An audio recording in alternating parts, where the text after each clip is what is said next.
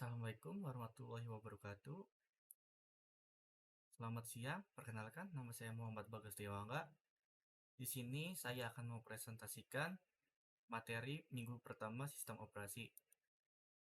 Ada beberapa topik yang akan saya bawakan, yaitu ada operating system, struktur komputer, apa itu program, lalu ada diagram proses program, dan selanjutnya kita masuk ke sistem operasi. Nah, sistem operasi ini itu termasuk perangkat lunak yang mengelola sumber-sumber daya komputer dan menyediakan layanan dasar untuk program-program yang berjalan di dalamnya. Sistem operasi bertindak sebagai perangkat antara perangkat keras komputer dan program-program yang dijalankan oleh penggunanya. Contohnya itu seperti Windows atau Linux. Dan di sini intinya itu sistem operasi itu digunakan sebagai perantara antara perangkat keras komputer kepada pengguna komputer. Selanjutnya kita masuk ke struktur komputer. Di sini ada diagram CPU, memori, dan I/O. Yang pertama ini adalah memori, ini akan menyimpan program dan data, selanjutnya akan diteruskan ke CPU. CPU ini akan memproses instruksi dan data tersebut. Lalu perangkat I/O berinteraksi dengan CPU untuk input dan outputnya. Nah, kita masuk ke program. Nah, program ini adalah kumpulan instruksi yang ditulis dalam bahasa pemrograman untuk dijalankan oleh komputer. Instruksi ini mengatur perilaku komputer sesuai dengan kebutuhan penggunanya. Dan biasanya program dibuat menggunakan high level language dan harus diterjemahkan menjadi file eksekusi.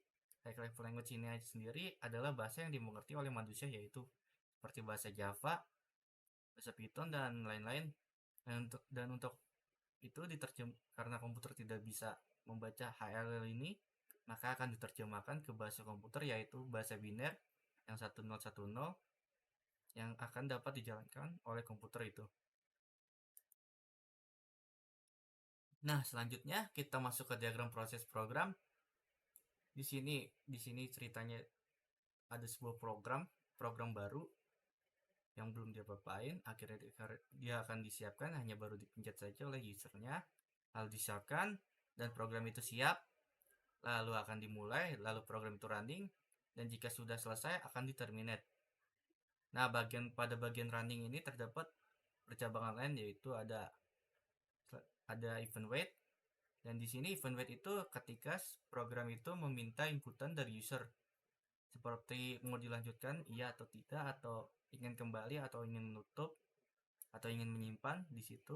Lalu program akan menunggu di sini, akan masuk ke dalam waiting list.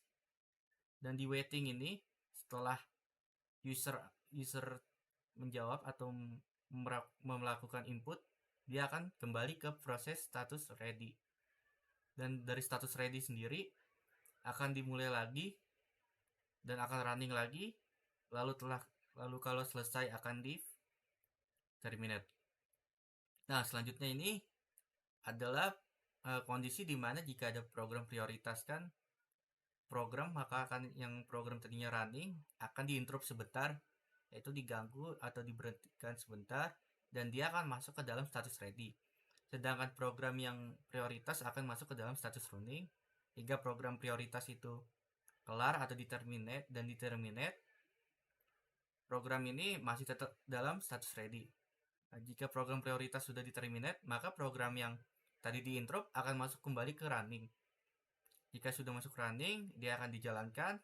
Jika sudah, akan diterminate kembali. Nah, itu sekian dari saya. Kurang lebihnya mohon maaf. Wassalamualaikum warahmatullahi wabarakatuh.